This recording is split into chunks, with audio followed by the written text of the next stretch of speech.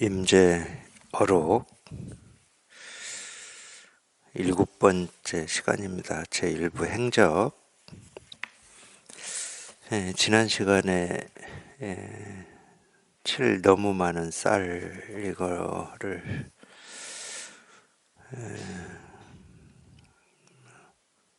다 못했습니다. 그래서 이번 시간에 좀 이어서 보겠습니다. 이어서.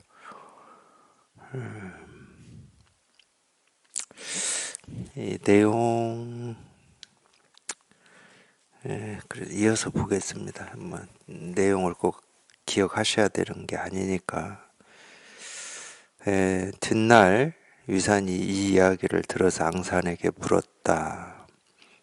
이 두 스님의 뜻은 어떠하냐? 이 두 스님은 황벽 선사하고 임재 스님을 얘기하는 겁니다. 임재 스님이 황벽문화에서 공부할 때 뭐 일이니까.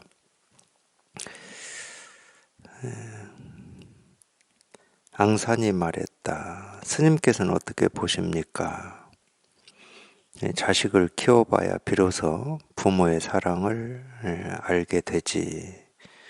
그렇지 않습니다. 그러면 넌 어떻게 생각하느냐? 앙산이 말했다. 도적을 끌어들여 집을 부순 것과 꼭 같습니다. 이 도적을 끌어들여 집을 부수었다.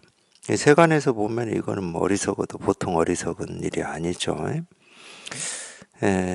실은 이제 우리가 이 분별이라고 하는 것도 이렇게 얘기할 수가 있어요. 우리 분별이라고 하는 것도 물론 이제 분별을 할 때는 이제 자기 생각, 느낀 감정을 사실로 사실이다 이렇게 여기실 거고 뭐 옳다 그르다 진짜다 뭐 이렇게 여기실 건데 사실 우리 분별이라고 하는 게 우리 본래 마음이라고 하는 것에 비해서 보면은 이 본래 마음을 잃게 만드는 거니까 분별망상이 이 본래 마음을 훔쳐가는 거기 때문에 도둑이다 도적이다 이 적이라는 말은 뭐 산적 뭐 해적 할 때 그런 적이니까 이렇게 뭔가를 이렇게 훔쳐가는 거죠. 뭔가를 빼앗아가는 거고 훔쳐가는 건데 당연히 이제 본래 마음의 입장에서 보면은 우리 분별망상 자기가 그렇게 평생 믿고 의지하고 살았던 우리 분별망상이 자기 본래 마음을 훔쳐가는 이 도둑입니다. 도둑. 도둑보다 어감이 좀 더 세요. 도적은. 이제 도둑은 그 재산이나 물건을 가지고 있는 사람 몰래 잠자고 있을 때나 의식하지 못할 때 살짝 훔쳐가는 거고, 도적은 그렇지가 않죠. 대놓고 훔쳐가죠. 그냥 눈앞에서 그냥 보는데 막 윽박지르거나 막 이래가지고 막 칼을 들이대거나 이렇게 해서 훔쳐가잖아요. 그러니까 이 도적이 좀 더 어감이라든지 이미지가 셉니다. 네, 어쨌든 이 분별망상이라고 하는 건 그래요. 자기 그 분별망상, 자기가 믿고 의지한 그게 나라고 하는 것을 이렇게 뺏어가 버리는 거니까 내 본래 마음을 뺏어가 버리는 거니까 자기 이 도적도 자기 스스로 불러들인 거죠. 밖에 이 강도나 해적이나 산적이 갑자기 나타나서 내가 가지고 있는 재산을 뺏긴다. 뭐 이것도 정말로 억울할 일인데 그것도 정말로 억울할 일이잖아요. 아무리 그게 갑작이고 어쩔 수 없는 일이다 하더라도 억울할 일이지. 근데 우리 분별망상이라고 하는 건 그거에 비하면 뭐 천배 만배나 더 억울합니다. 가장 애통한 일이에요, 실은. 자기 스스로가 이 도적을 끌어와 가지고 자기 재산을 다 뺏기고 있는 꼴이니까 뭐 이건 얘기할 것도 없잖아요. 제가 자꾸 그래서 이 자비라고 하는 말을 얘기를 그런 식으로 했을 겁니다. 이 세상에서 가장 안타깝고 슬프고 힘든 일이 뭐냐? 이 경우에요. 내가 도적을 끌어들여서 내 살림살이를 다 깨부숴버리는, 내 집을 부숴버리는. 그게 이제 고거든, 고. 우리 인생이 고다라고 부처님께서 말씀하신 게 그거거든요. 근데 어떤 때는 이 도적이 이 집에 뭔가를 이렇게 들고도 와요. 그러면 좋다고 그러고, 또 어떤 때는 이 도적이 나한테 있는 어떤 거를 뺏어가는 것 같기도 하고, 그게 다 이제 분별 속에서 이루어지는 일인데, 도적이야 당연히 우리 본래 마음의 입장에서 보면은 뭐 들고 왔던 뺏어갔던 전부 우리 본래 마음을 어둡게 만드는 역할을 하고 있죠. 실제로는 그렇습니다. 그러니까 우리가 이 고라고 하는 말을 뭐 저도 처음에는 그랬어요. 뭐 인생이 고의 바다다 뭐 이런 말을 들었을 때 인생이 우리 삶이 왜 고만 있어? 좋은 것도 있고 기쁜 것도 있고 감격스러운 일도 있고 감동도 있고 물론 슬픔도 있고 고통도 있고 뭐 어려움도 있죠. 인생이. 그러니까 이 그 삶이라고 하는 게 고의 바다다. 그냥 삶 자체가 고다 이 말이거든. 고의 바다다 이 말은 이해할 수가 없었어요. 저도. 근데 제가 선을 공부해서 여기 통해 보니까 비로소 그 말이 그런 차원의 문제가 아니구나. 우리가 어떤 이 감정적으로나 뭐 생각으로 겪는 어떤 그걸 뭐 역경계라고도 하죠. 힘듦, 고통, 어려움, 병, 죽음, 뭐 이별, 슬픔 이것만 고라고 하는 게 아니구나. 아니 내 자기 스스로인 자기를 잃고 엉뚱한 걸 믿고 의지해서 살아가는 그 자체가 고지. 얼마나 이게 큰 고겠습니까? 이게 고라고 하는 것은 이 분별망상이라는 말하고 똑같은 말이에요.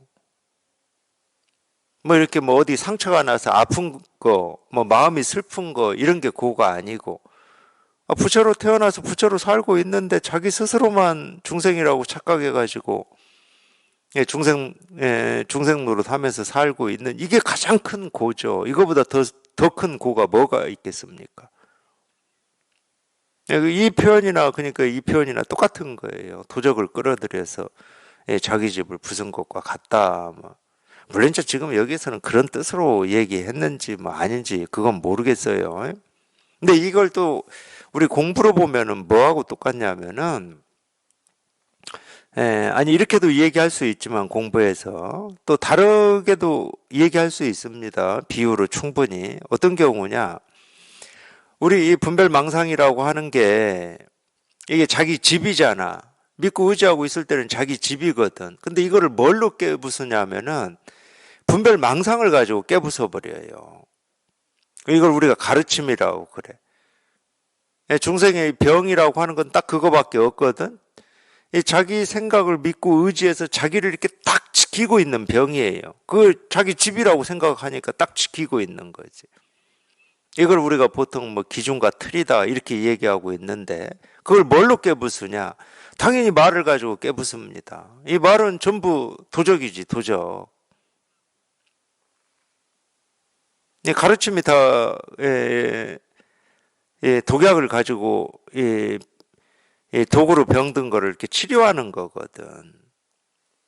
그래서 그런 경우도 이렇게 표현할 수가 있어요.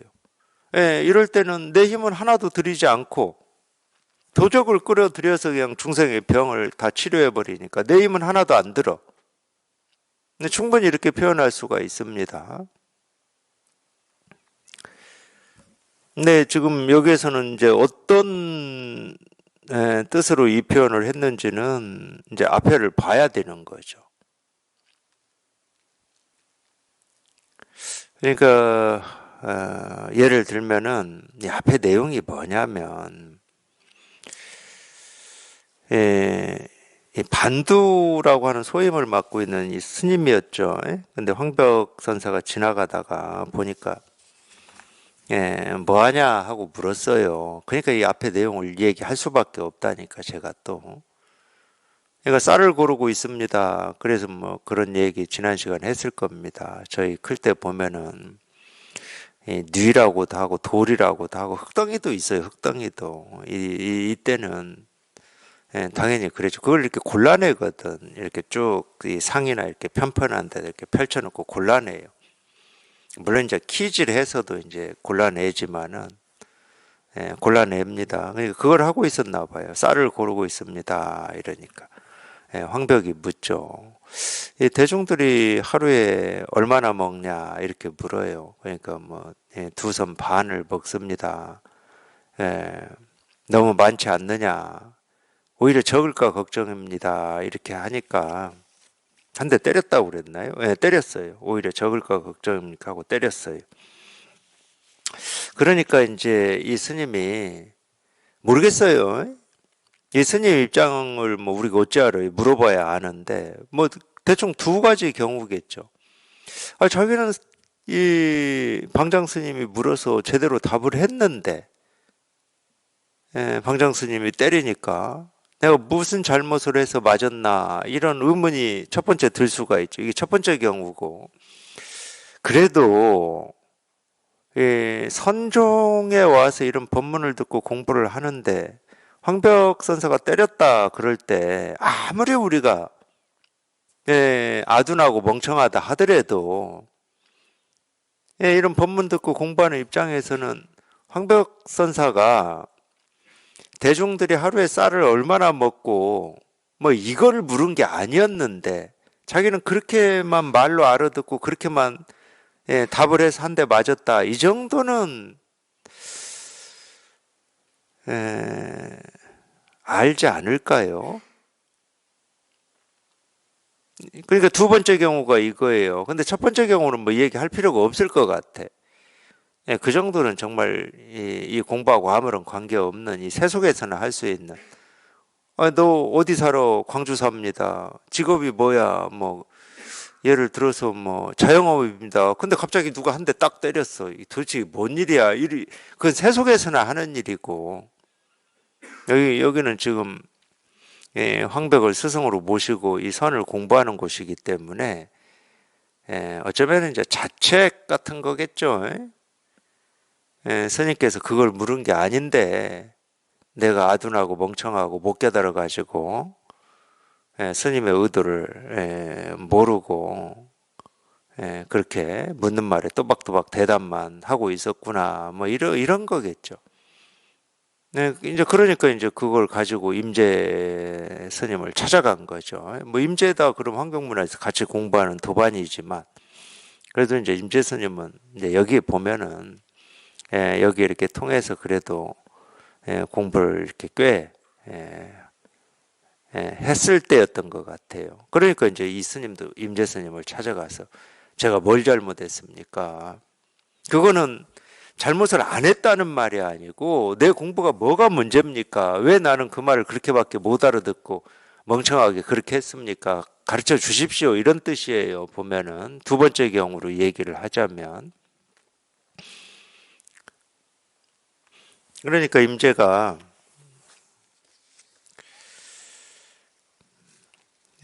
내가 그대를 위하여 이 노인네에게 가서 따져보겠다 그랬어요. 그대를 위하여. 이 말은 무슨 말이에요? 황벽이 그렇게 물었을 때 어떻게 이 엽법하게 답을 해야 되는지, 황벽의 물음이 어떤 건지, 법을 물은 건지, 쌀을 얼마나 먹는 걸 물은 건지, 이제 말은 그런 거야. 말은 그런 거지만 지금 답답해하고 있는, 굉장히 답답해하고 있을 거잖아요. 스님께서는 이 법을 물으셨는데 내가 이걸 못 알아듣고 엉뚱한 대답만 하고 있었다. 굉장히 답답한 상황이지. 너를 위해서 스님의 가르침을 이렇게 청하겠다. 뭐 이런 말하고 똑같아요. 임재가 대신 가서 묻죠. 그 반두가 스님의 가르침을 알아듣지 못했습니다. 스님께서 대신 알맞은 한마디를 해주십시오. 이렇게 먼저 이렇게 말을 하고 곧장 황벽이 스님한테 물었던 한마디를 묻죠. 너무 많지 않습니까? 이렇게 가르침을 달라 이 말이죠. 그 반두를 위해서 가르침을 달라 이 말입니다. 그러니까 황벽이 이제 임재가 반대 입장에서 이제 대신 물었어요. 이 답을 못 들었으니까. 너무 많지 않습니까? 너무 많지 않느냐 이렇게 물었는데 오히려 적을까 걱정입니다. 이 말했다가 한 대 맞았잖아요. 그러니까 이 가르침을 못 들었어 반두는. 이거 임재가 대신 와서 이렇게 물어줬어요. 너무 많지 않습니까? 황벽이 대답했다. 내일 또 한 끼 먹는다고 왜 말하지 못하느냐. 내일 또 한 끼 먹는다고 말하지 못하느냐. 이렇게 답을 했다는 거예요. 임재가 말했다. 무슨 내일을 말씀하십니까? 지금 바로 잡수시죠. 하고 황벽을 손바닥으로 한 대 이렇게 때렸대요. 황벽을 때리니 황벽이 말했다. 이 미친놈이 또 여기 와서 호랑이의 수염을 건드는구나. 임재는 곧 악하고 소리를 지르고는 나가버렸다. 근데 이 장면이 앙산이 보기에 도적을 끌어들여 집을 부순 것과 꼭 같습니다. 이렇게 표현한 겁니다. 이 장면이. 물론 임재 스님이 손을 안 대고 이 황벽 선사의 이 손을 안 댔다고 할 수는 없는데 힘을 안 썼다고 할 수는 없죠. 뭐 어쨌든 말을 했으니까 황벽을 찾아가기도 하고 찾아가서 너무 많지 않느냐 하고 이렇게 물론 이제 그거는 황벽의 질문이었고 이거 뭐 어쨌든 그런 부분을 얘기를 하는 겁니다. 자기 말은 한마디도 하지 않고 황벽의 가르침 하여튼 그런 얘기예요. 이게 보면은 도적을 자기 말은 한마디도 안 했어요. 황벽이 한 말을 가지고 황벽의 어떤 이 가르침 의도, 이 뜻을 드러내게 하고 있는 건데, 그러니까 도적을 끌어들여 집을 부순 것과 같다. 그러니까 여기에서는 이제 제가 아까 두 가지로 쓸 수 있는 말이다라고 했을 때 두 번째 말입니다. 이런 가르침을 가지고 분별망상을 깨부수는 뭐 이것과 똑같은 거예요. 임재 입장에서 봤을 때는 자기 말을 한마디도 안 하고 이런 가르침에 말을 하게 하는 뭐 이런 것도 이제 이렇게 표현할 수가 있겠죠. 이거는 이제 안목이죠, 안목. 그렇기 때문에 앙산의 안목입니다. 이런 가르침을 볼 수 있는 안목이죠. 8. 임재와 앙산. 임재가 황벽에 편지를 전하러 유산으로 갔는데 황벽하고 유산 스님은 백장문화에서 공부한 이 백장의 제자들이니까 뭐 우리가 도반이다 이렇게 뭐 얘기할 수 있겠죠. 백장문화에서 공부를 한 분들이니까. 그러니까 임재가 황벽에 편지를 전하러 유산으로 갔는데 앙산이 지객으로 있다가 편지를 받고서 물었다.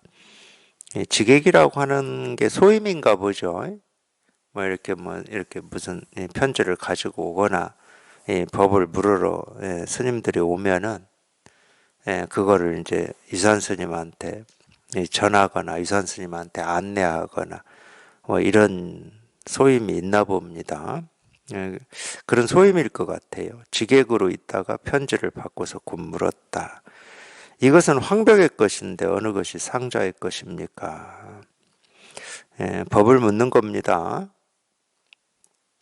이것은 황벽의 것이다. 그러니까 이렇게 빗대서 얘기를 하죠. 보통 보면은 황벽 스님이 쓴 편지다 뭐 이런 뜻은 아니에요. 어쨌든 보면은 이것은 황벽의 법인데 뭐 이렇게 해도 뭐 그런 말입니다. 이건 황벽의 법인데 너의 본래 면목은 뭐냐 뭐 이런 말이에요. 법을 묻는 겁니다. 이런 말들이.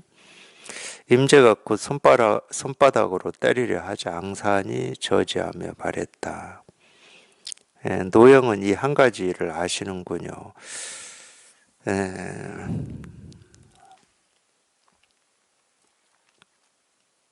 이때 이 선문답을 보면 이때 공부한 선지식들의 이런 이 선문답을 보면은 뭐 마찬가지인데 지금도 마찬가지예요. 뭐 한두 마디 그럴듯한 말로 이거를 이렇게 뭐 인정하는 일은 거의 없어요. 이분들 보면은 뭐 인정을 하거나 그만두거나 그러지는 않아요. 왜냐하면 충분히 따라서 할 수도 있거든. 뭐 예를 들면 임재 스님이 악하고 고함을 지르는 거나 덕산 스님이 이렇게 이 봉으로 때리는 거나 이런 건 충분히 우리가 따라서 할 수도 있고 뭐 마찬가지예요. 구지선사의 손가락 하나 누가 와서 돌을 물으면 뭐 말없이 손가락 하나만 이렇게 든다고 그러잖아요. 또 말도 그렇습니다. 말도 충분히 따라서 그럴듯하게 할 수가 있어요. 그러니까 한두 마디 말을 가지고 이걸 이렇게 긍정하기는 쉽지가 않습니다. 여기도 뭐 한마디 말도 안 하고 돌을 물은 거거든. 네 살림살이가 뭐냐 하고 이제 앙산이 임재한테 물은 거거든요. 임재가 이제 한 대 이렇게 때리려고 했나 봅니다. 그러니까 앙산이 이렇게 어허 이제 저지를 하면서 야, 노영은 이 한 가지를 아시는군요. 이게 이제 함정이거든, 함정. 여기서 그렇습니다. 그럼 어떻게 되겠어요? 오히려 이제 앙산이 임재를 때리겠죠. 이 한 가지 일이라고 하는 것은 알 수 있는 게 아닌데 노영은 이 한 가지를 아시는군요 했을 때 그냥 긍정을 해버리면 긍정하는 순간 안다고 하는 나도 있고 내가 안다고 하는 법도 있게 되거든. 그러니까 한 대 맞겠죠. 그러니까 이 보면은 함정이죠. 속이는 말이죠. 쉽게 얘기하면. 정말로 이 자기 살림살이가 이렇게 분명하다. 그러면은 뭐 이런 거는 속을 수가 없는 함정이에요. 이 한 가지를 아시는군요. 아니 이거를 내가 쉽게 뭐 이 머리로 알고 모르고는 두 번째고 이거를 정말로 이렇게 분별을 벗어난 이 체험을 자기가 했다 하더라도 내가 체험을 했다라고 하는 이 기억이나 생각이 있으면 아직 분별해서 생각에서 훌쩍 못 벗어나는 겁니다. 깨끗하게 못 벗어나는 거예요. 체험을 한 일이 있다. 그건 과거잖아. 기억일 뿐이고 생각일 뿐이잖아요. 자기 살림살이가 이렇게 분명한 입장에서는 이런 말 듣기 싫어해요. 이 불법이라고 하는 이거를 아시는군요. 이거를 체험하셨군요. 뭐 이런 말 듣기 싫어합니다. 아니 불법이라고 하는 뭔가가 있어야 이거를 내가 안다고도 하고 체험을 했다. 뭐 이렇게 할 텐데. 근데 설사 그렇다 하더라도 이것을 아시는군요. 이걸 체험했군요. 과거의 일이거든. 이거를 진짜 체험한 사람은 지금 당장 눈앞에 이 법이라고 할 게 없거든. 뭐라고 할 게 없어요. 근데 뭐라고 할 게 아무것도 없는데 뭐 이 법을 아는군요. 이거를 체험했군요. 이러면 그게 듣기 좋겠습니까? 이 뒤에 뭐 어떻게 대응하는지는 뭐 바로 읽어보면 이제 나올 거니까. 그래서 저는 이제 함정이라고 하는 거예요. 근데 임재가 아무 대응을 안 했네요. 노영은 이 한 가지를 아시는군요. 그들은 곧 그만두고 함께 유산을 만나러 갔는데 유산이 곧장 물었다. 뭐 여기서 뭐 임재가 꼭 뭐 대응을 해야 되는 건 아니겠죠. 뭐 안 할 수도 있습니다. 그리고 어떤 때는 또 반대로 제가 얘기한 거하고 반대로 한두 마디 말을 이렇게 들어보면 이거를 이렇게 진짜로 이렇게 체험을 해서 이게 이렇게 분명한지 아닌지도 이렇게 확 다가올 때도 있어요. 분명히 그렇습니다. 근데 이렇게 처음 만나는 관계에서는 그러기가 쉽지가 않습니다. 정말 그걸 생각으로 하고 있는지 아닌지를 좀 따져봐야 돼요. 처음 만나는 관계에서는. 근데 이렇게 꾸준히 관계를 맺고 같이 공부하는 이 입장에서는 뭐 이렇게 쭉 서로가 이 경험을 이렇게 공유하고 있기 때문에 충분히 뭐 한두 마디 말 가지고도 알아차릴 수는 있죠. 예, 그들은 곧 그만두고 함께 위산을 만나러 갔는데 위산이 곧장 물었다. 황벽 사형에게는 대중이 얼마나 있소? 임재가 말했다. 700명이 있습니다. 위산이 물었다. 어떤 사람이 앞장서는가? 임재가 말했다. 방금 편지를 전달했습니다. 임재가 도리어 위산에게 물었다. 스님께서는 여기에 대중이 얼마나 있습니까? 위산이 말했다. 1500 대중이네. 임재가 말했다. 대단히 많군요.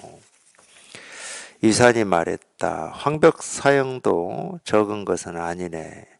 임재가 위산에게 작별 인사를 하자 앙산이 배웅하면서 말했다. 북쪽으로 가면 머물 곳이 있을 것입니다.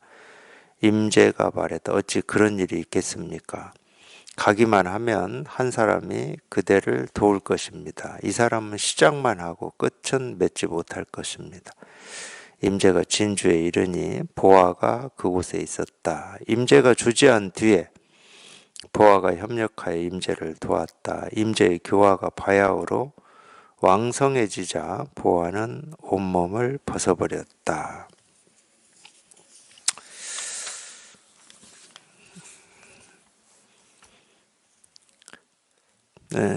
황벽 사형에게는 대중이 얼마나 있어? 임재가 말했다. 700명이 있습니다.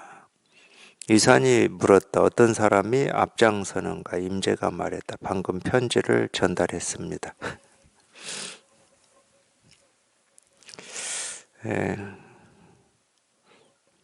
네, 그렇게 생각하실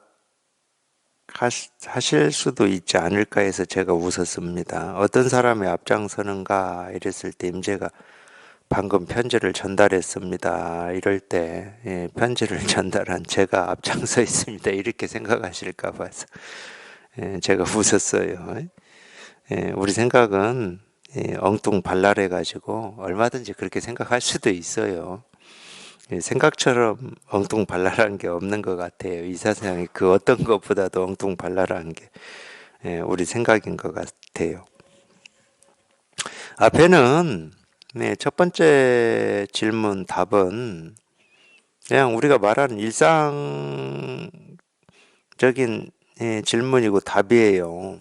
물론 유산이 일상적인 질문을 가정해서 뭐 이 법을 묻고 선문답으로 했다 뭐 그럴 수도 있겠죠. 근데 뭐 우리가 유산의 의도나 의중을 알 수는 없고 알 필요도 없고 황벽 사형에게는 대중이 얼마나 있어? 뭐 700명이 있습니다.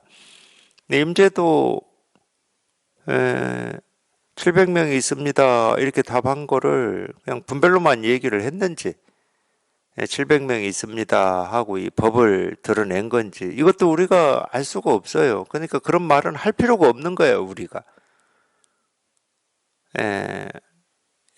법을 묻고 법을 드러냈다 이런 말을 할 필요가 없는 거예요. 근데 보기에는 뭐 우리가 흔히 얘기하는 어디서 왔습니까? 뭐 광주에서 왔습니다. 대전에서 왔습니다. 실제로는 이제 우리가 이 세관과 출세관 또는 엽법원과 엽법하지 않음 또는 이 분별과 분별에서 벗어남이라고 하는 이 두 경계가 사라져버리면 어디서 왔습니까? 광주에서 왔습니다. 도가 뭡니까? 컵입니다. 마음이 뭡니까? 시계입니다. 이게 이제 아무런 걸림이 없어요. 걸림이 없다는 말은 무슨 얘기겠습니까? 법이라고 할 게 자기 마음에서는 따로 없고 분별이라고 할 게 따로 없는 그걸 이제 우리가 이 분별과 분별에서 벗어남 엽법안과 엽법하지 않음 또는 부처와 중생 이 그냥 초점이 딱 맞아가지고 근데 굳이 엽법안 답을 해야 될 이유가 없는 거야. 왜 이유가 없겠습니까? 엽법하지 않은 게 없기 때문에 그래요. 보고 듣고 느끼고 경험하는 하나하나가 엽법하지 않은 게 없기 때문에 도 아닌 게 없고 부처 아닌 게 없고 깨달음 아닌 게 없기 때문에 깨달음이라고 하는 거를 엽법함이라고 하는 거를 붙들고 있을 필요도 없고 이거는 세간의 언어고 세간의 말이다라고 피할 필요도 없고 근데 그럴 때 이 조주 스님처럼 도가 뭡니까? 물으면 뜰 앞에 잣나무다 차나 한잔 해라. 이런 가르침이 나올 수가 있는 거예요. 이 법이라는 조금이라도 어떤 이 생각이 있거나 엽법한 어떤 이 답이라고 하는 게 조금이라도 생각이 있다. 그럼 그걸 항상 우리는 의식해야 되거든, 의식.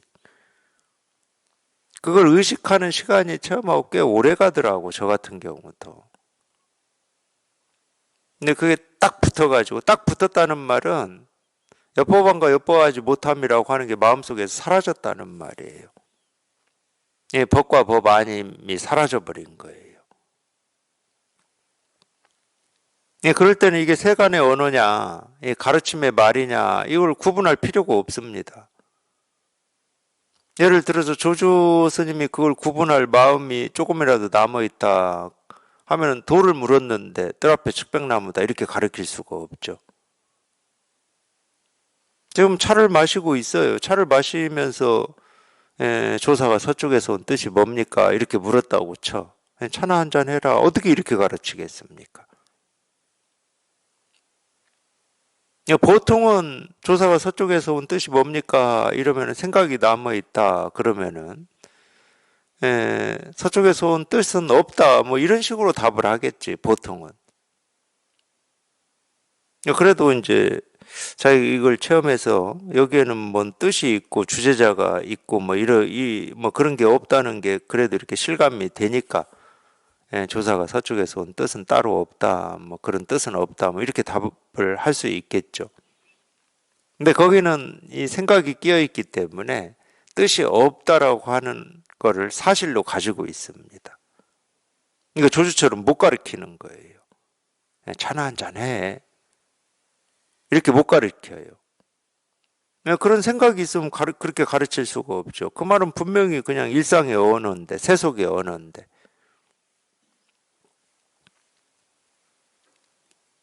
이 선의 가르침이 뭐라고 해야 됩니까? 뭐 훌륭하다, 훌륭한 점이다 하면은 분명히 그런 점도 있어요. 우리가 흔히 쓰는 세속의 언어로 중생의 병을 박살을 내고 치료하는 뭐 이런 점이 분명히 있습니다. 이 경전만 하더라도 이 세속에서 쓰지 않는 이름이나 언어를 쓸 수밖에 없거든요. 반야신경만 해도 뭐 벌써 반야라는 말 우리 세속에서 안 씁니다. 색즉시공 이런 말 세속에서 안 써요. 원리전도몽상 구경열반 이런 말 세속에서 안 씁니다.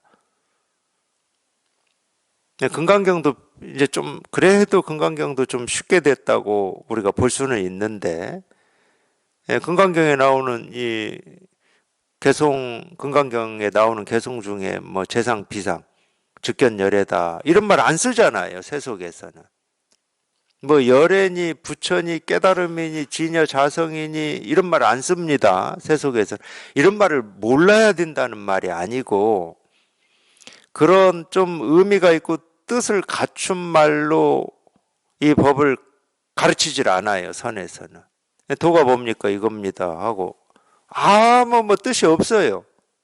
부처가 뭡니까 뭐 이건 뭐 우리가 일상적으로 살면서 들을 수 있고 볼 수 있는 이런 걸로 가르쳐요. 물론 뭐 그렇다고 뭐 진여 자성이니 색적 시공이니 이런 말을 법문에서 전혀 안 하느냐 뭐 하긴 해요. 뭐 안 한다는 뜻은 아닙니다. 하긴 합니다. 병을 치료하는데 도움이 된다 그러면 뭐 그보다 더한 말이라도 해야죠. 근데 이 선의 가르침은 이렇게 단순하다는 거예요. 절대 나누질 않아. 깨달음이냐 어리석음이냐 부처냐 중생이냐 세간이냐 출세간이냐를 나누질 않아요. 지금 당장 보이고 들리고 경험되는 그걸로 그냥 딱 써버리는 거예요. 그걸 우리가 직지인심이라고 그래. 그거를 그냥 곧장 써버려요. 곧장. 도가 뭐냐 그냥 이거다 뭐 또는 컵이다 시계다 하고 이렇게 곧장 써버립니다. 그러니까 나누질 않기 때문에 그래도 이제 또 우리가 공부를 하려면은 어쩔 수 없이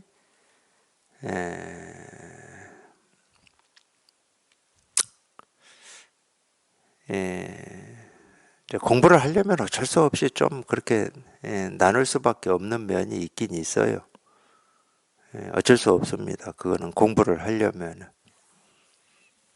예를 들어서 황벽 사형에게는 대중이 얼마나 있어? 700명이 있습니다. 뭐 이러고 끝나면 이게 공부가 안 될 거잖아요. 전혀 안 됩니다.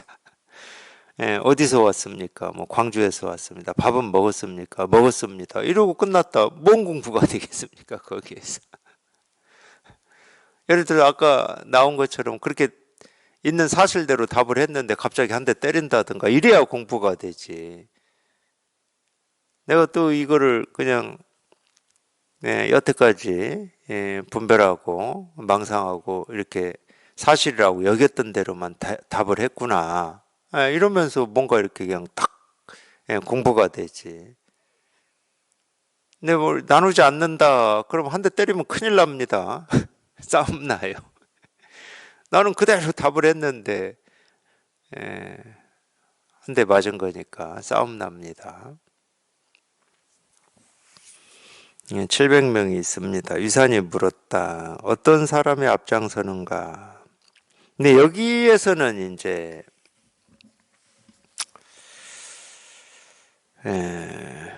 법을 물은 거예요.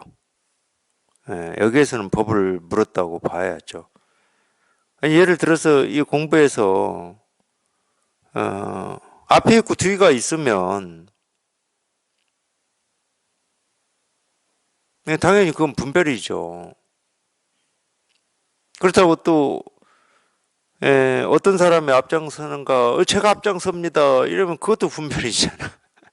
또 누가 앞장섭니다 하고 분별이잖아. 설명하기가 좀 그런데 저도 앞장선다. 제가 이런 얘기 해드렸을 거예요. 이게 여기 이렇게 통해서 이게 분명해지면 뭐 앞장선다, 앞선다, 하여튼 이 세간에서 쓰는 이 모든 언어도 그냥 딱 이 하나로 이렇게 돌아와. 이 하나로. 왜 그러냐면은 모든 거에 앞장선 건 이거밖에 없거든. 자기 마음에서는. 내가 보고 듣고 느끼고 경험하는 모든 거에 앞장서는 건 딱 이거밖에 없어요. 사람보다 앞장선 건 이거밖에 없습니다. 하늘보다 앞장선 건 이거밖에 없어요. 근데 그렇게 들려요. 그렇게 자기도 모르게 들려. 어떤 사람이 앞장서는가? 그러면 이게 사람을 얘기하는 것 같지만 이게 이렇게 분명한 입장에서는 법을 묻는 말로 들려. 이게 뭐냐 하고 묻는 말로 들려요. 네 살림살이가 뭐냐? 뭐 이렇게 묻는 말로 들려. 임재가 이랬던 것 같아요. 임재가 공부가 꽤 된 거죠. 방금 편지를 전달했습니다. 방금 편지를 전달했습니다. 내 살림살이 이렇게 다 보여줬습니다. 이 말이.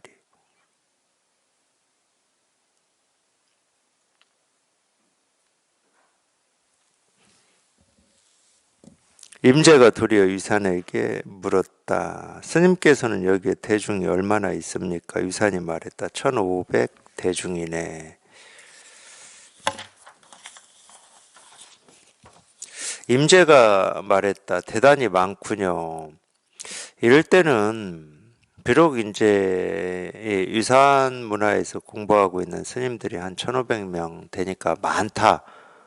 뭐 이런 사람의 숫자가 많다. 뭐 이렇게 말한 건 아니에요.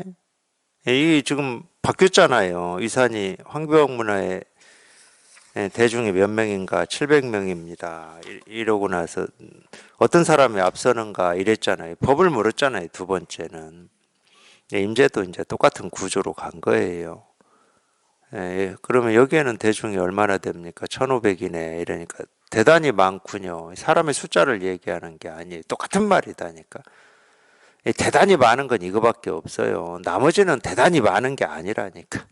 이게 대단히 많은 거고, 이거는 이제 매우 큰 뭐 이런 뜻으로 쓰죠. 반야심경도 앞에 마하가 붙잖아요. 마하, 반야, 바라밀다, 심경이라고. 이 마하가 큰이라는 뜻이거든. 큰. 그러니까 이 법에서 크다라는 말은 현묘하다는 말하고 똑같아요. 이 현묘하다라는 말은 우리 생각으로 헤아릴 수 없고 볼 수 없고 알 수 없다는 말인데, 생각으로 헤아릴 수 없고 알 수 없다는 말은 원만하다는 말하고도 똑같아요. 원만한 건 우리가 헤아려지질 않거든. 눈에 보이지도 않고. 그게 마하예요, 마하. 반야 바라밀이라고 하는 것은 현묘하다, 크다, 위대하다고도 할 수가 있죠. 그러니까 대단히 많은 건 이거밖에 없다니까. 나머지는 이 숫자로 상대적으로 이 다른 것보다도 좀 더 있는 거지. 되게 상대적인 개념입니다. 상대적인 개념은 여기에서 보면은 티끌 먼지하고 똑같은 거예요. 상대적으로 많고 적고 하는 거는. 근데 우리가 분별만 할 때는 당연히 상대적인 여기에만 속해 있기 때문에 상대적으로 다른 것보다 많다, 크다, 그런 게 대단하게 보이죠. 근데 분별을 벗어나 버리면 그건 하나 대단한 게 아닙니다. 그러니까 이 대단하다라는 이 말에도 마찬가지다니까. 진짜 대단한 걸 저희가 경험을 하면은 상대 세계에 있는 것들은 대단한 게 아무것도 없어요. 많은 것도 아무것도 없고. 예를 들어서 우리가 그림자가 많아봐야 뭐 그거 어디다 쓰겠습니까? 그림자 많아봐야. 또 헛된 거 많아봐야 그거 어디다 쓰겠습니까? 헛된 거 많은 건 많다고도 안 해요. 그렇기 때문에.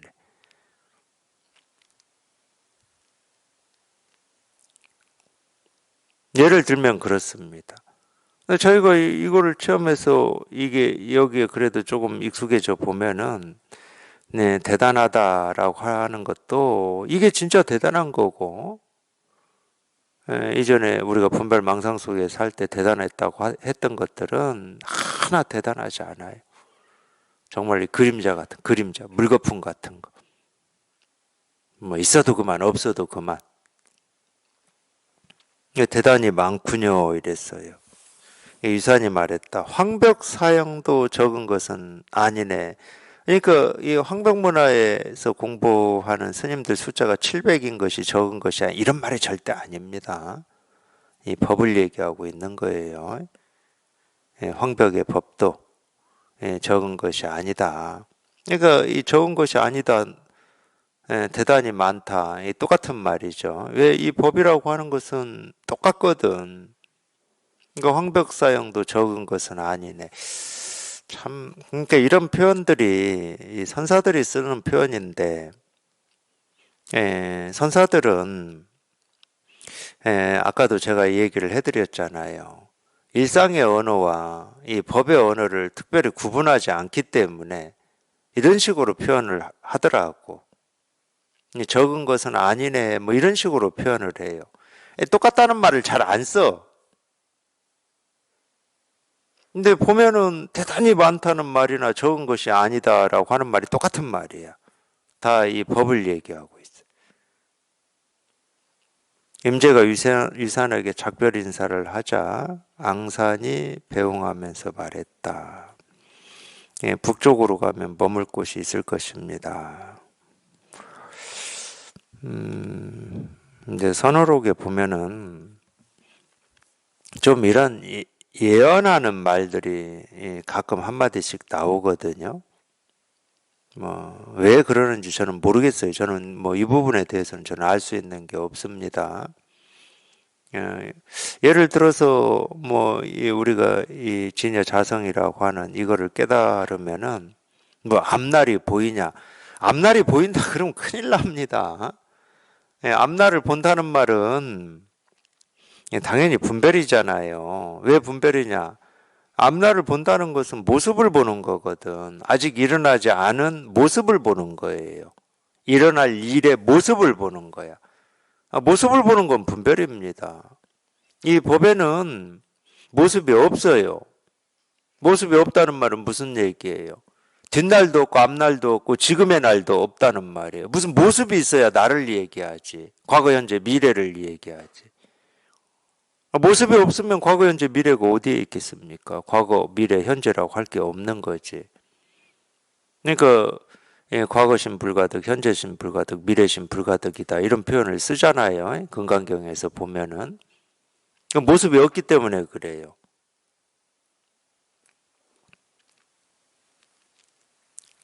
근데 이제 이런 예언하는 말들이 있단 말이에요. 그래서 제가 뭐 이런 게 왜 선어록에 들어갔는지를 잘 모르겠다고 하는 겁니다. 예언하는 말들. 북쪽으로 가면 머물 곳이 있을 것입니다. 이렇게 임재가 말했다. 어찌 그런 일이 있겠습니까? 뭐 이것도 뭐 전체 내용을 보니까 임재 스님이 황벽문화에서 이제 공부를 하시고 이제 이 황벽을 떠나서 이제 이 법을 펼치러 지금 나왔을 때 일 같아요. 근데 뭐 무슨 이유로 편지를 써서 유산 스님한테 전하라고 했는지는 모르겠지만 뭐 그런 일일 수 있죠. 임재 이 스님이 이제 법을 펼칠 만한 안목이 되고 역량이 되니까 뭐 이렇게 법을 펼칠 수 있는 뭐 도움을 좀 줘라 뭐 이럴 수도 있겠죠. 뭐 충분히 그럴 수는 있습니다. 제가 보기에는 뭐 그래서 이런 말이 나왔는지는 모르겠어요. 북쪽으로 가면 머물 곳이 있을 것입니다. 뭐 그쪽으로 가면은 이 법을 이렇게 펼칠 만한 곳이 있다 뭐 이런 말이겠죠. 근데 이 말도 임재는 그렇게 안 받았는지 어쨌는지는 모르겠어요. 근데 임재가 말했다. 어찌 그런 일이 있겠습니까? 이렇게 받았어요. 어찌 그런 일이 있겠습니까? 이렇게. 근데 이 말을 이 머물 곳이 있다는 말에 대해서 이렇게 반응을 했는지 아니면은 법을 펼칠 만한 어떤 인연이 될 것이다. 이 말에 대해서 반응을 했는지는 뭐 알 수가 없죠. 여기에서는. 머물 곳이 있다. 그럼 공부하는 입장에서는 어찌 그런 일이 있을 수 있겠습니까? 이렇게 충분히 할 수 있어요. 여기에는 머뭄이 없기 때문에. 근데 이제 법을 펼칠 인연이 그쪽으로 가면 있을 것입니다. 뭐 이 말에 대해서 뭐 이렇게 표현을 했는지 그건 뭐 알 수가 없습니다. 근데 어찌 그런 일이 있겠습니까? 그랬더니 가기만 하면 한 사람이 그대를 도울 것입니다. 이게 이제 보아라고 하는 스님인데 이게 그래서 제가 예언하는 말이라고 그러는 거예요. 이 사람은 시작만 하고 끝은 맺지 못할 것입니다. 이게 이 말도 맞지도 않거든, 실은. 우리가 뭐 예를 들어서 이 법을 펼치려면은 먼저 제일 중요한 거는 물론 이제 법을 펼칠 만한 이 공부, 안목이 되어 있느냐 이거는 뭐 말할 것도 없고 이건 뭐 당연한 겁니다. 이거는. 근데 뭐가 또 당연한 거냐? 아무리 안목이 있고 법을 펼칠 만한 역량이 있다 하더라도 이 공부를 하겠다라고 하는 인연을 만나지 못하면은 뭐 당연히 뭐 법을 펼칠 기회는 없는 거지. 그렇잖아요. 그 인연을 만나야 되는 거예요. 이 인연이라고 하는 것은 이 공부의 뜻을 가지고 공부를 해보겠다. 근데 공부를 해보겠다라고 발심을 해서 여기서는 임재니까 임재 스님을 스승으로 모시고 공부를 해보겠다. 이런 인연이 있어야 될 거 아니에요. 이 두 개가 마저 떨어져야 됩니다. 그러니까 이 발심만 있거나 또는 이 법을 펼칠 만한 역량만 있거나 그러면 이거 만나질 않으면은 뭐 이 법문이라고 하거나 뭐 이렇게 법회라고 하는 게 이루어질 수가 없는 거죠. 그러니까 이 하나의 법회가 이루어지는 것도 이게 사실은 보통 인연은 아니에요. 뭐 이렇게 법문을 하고 있다고 하니까 그런 소식을 뭐 접하고 공부하러 뭐 이렇게 오시면은 뭐 이미 이루어진 법회에 내가 참여하는 거니까 그 인연에 대해서 뭐 희귀한 인연이다 이렇게 뭐 여기지 않으실 수도 있겠지만은 이게 보통 인연은 아닙니다. 그 둘이 마저 떨어진 거예요. 근데 또 시기가 다르면 안 되잖아요. 깨닫고자 하는 뜻이 있고 발심은 있는데 이런 가르침을 펼칠 만한 선지식이 뭐 50년 뒤나 100년 뒤에 나왔다. 그러면 뭐 자기는 공부할 기회가 없는 거지. 이게 딱 맞아 떨어지는 게 이렇게 쉽지가 않은 일이에요. 그래서 그거를 우리가 시작이라고 할 수는 있는데, 그게 딱 맞아 떨어져서 이렇게 법회를 할 수 있는 게 시작이죠. 굳이 이 법회라고 하는 걸로 보면은. 근데 끝은 맺지 뭐. 끝은 뭘 끝이라고 할 수가 있죠, 우리가?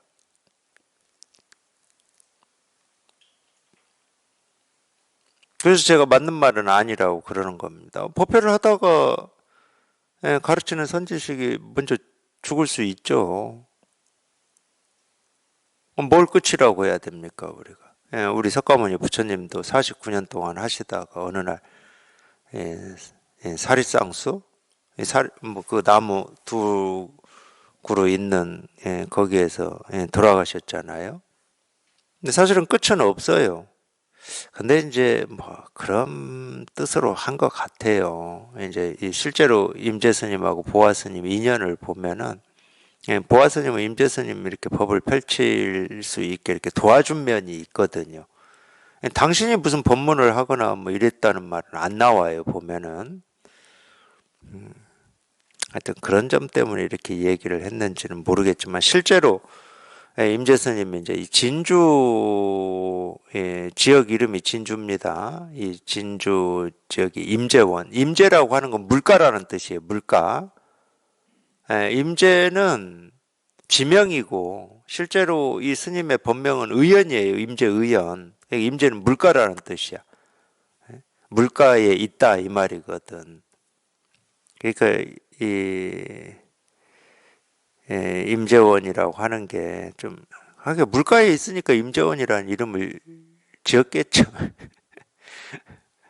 절 이름이 임재원입니다. 절 이름이 꼭 사자로만 끝나지는 않아요. 진주 임재원에서 임재스님이 법을 펼치셨잖아요. 그때 이제 이 보아라고 하는 스님을 만나서 임재 스님이 이렇게 서로 교류를 하고 같이 살았는지까지는 모르겠지만 어쨌든 이렇게 교류를 했습니다. 그러니까 임재 스님을 도왔다고 그러는데 어떻게 도왔는지는 지금까지는 제가 기록으로는 못 봤습니다. 근데 이 보아라고 하는 스님은 학렬로만 보면 임재보다 한 학렬이 높아요. 보아의 스승이 무슨 반적 또 잊어먹었네 금방. 보아의 스승은 마조의 제자입니다. 마조. 그러니까 마조 스님 제자의 제자고 임재는 마조의 제자가 그 백장이거든요. 한 학렬을 더 거쳐요. 이 백장의 제자인 황벽의 제자니까 한 학렬이 높아요. 보아가. 어쨌든 이 보아 스님을 거기에서 만나죠. 반산보적, 반산보적이라고 하는 선사의 제자인데 제가 언제 시간 있으면 이 보아 반산보적 선사 얘기도 해드릴 수 있을 겁니다. 이 보아 스님도 나와 있는 기록으로만 보면은 죽을 때 하여튼 희한하게 돌아가셨어요. 희한하게 자기가 관 이고 다니면서 며칠을 동쪽으로 갔다 서쪽으로 갔다 남쪽으로 갔다 이러면서 희한하게 돌아가셨는데 어쨌든 임재가 진주에 이르니 보아가 그곳에 있었다. 임재가 주지한 뒤에 보아가 협력하여 임재를 도왔다.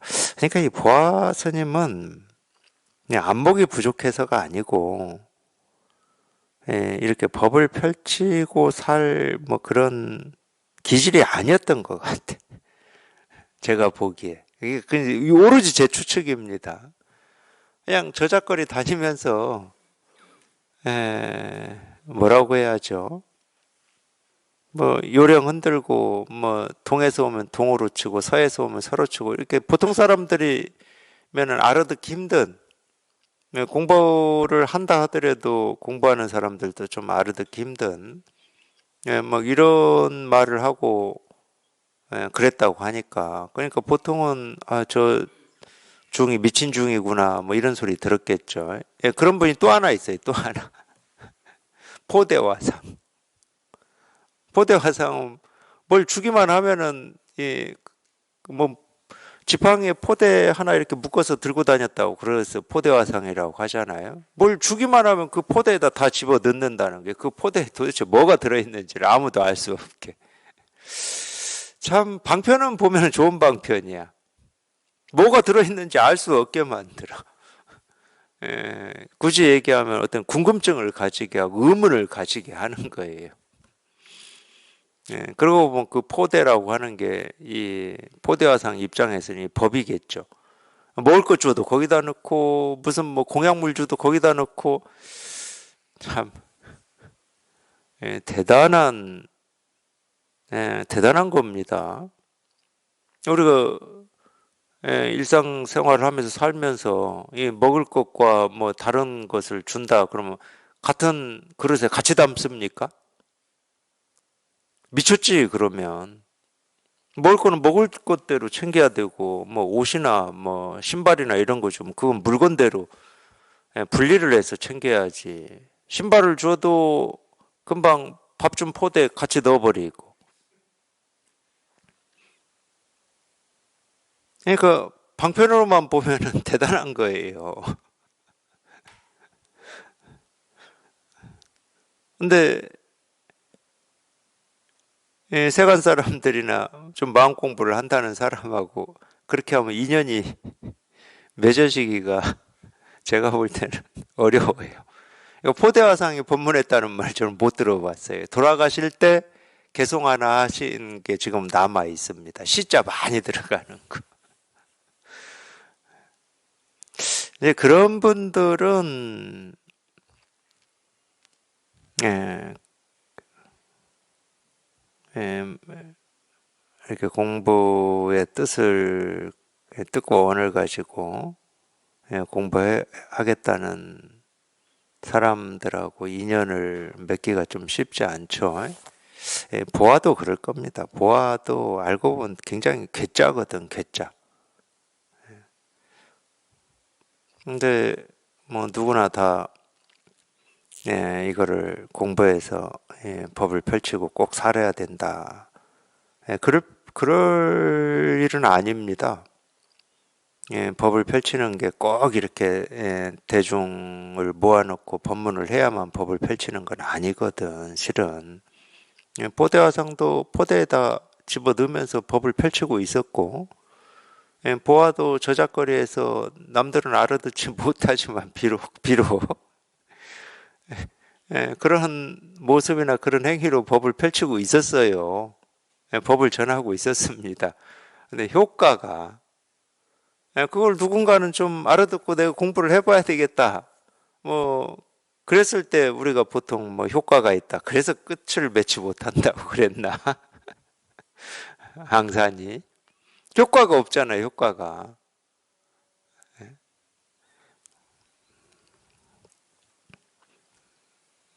근데 법을 펼치는 걸로만 보면은 깨달아서 사는 걸로만 보면은 뭐 아무 상관이 없습니다. 보드화상처럼 살든 임재스님처럼 대중을 이렇게 교화하는 일로 살든 실은 뭐 아무 상관은 없어요. 그러니까 인연이죠, 인연. 제가 볼 때는 인연이라고 봅니다. 또 이제 뭐 이런 얘기 했으니까 한 번만 더 얘기를 한번 해보면 이제 사냥꾼 하다가 마주 스님 만나서 출가해서 깨달은 석공회장이라고 하는 스님이 있어요. 제가 뭐 전혀 모릅니다.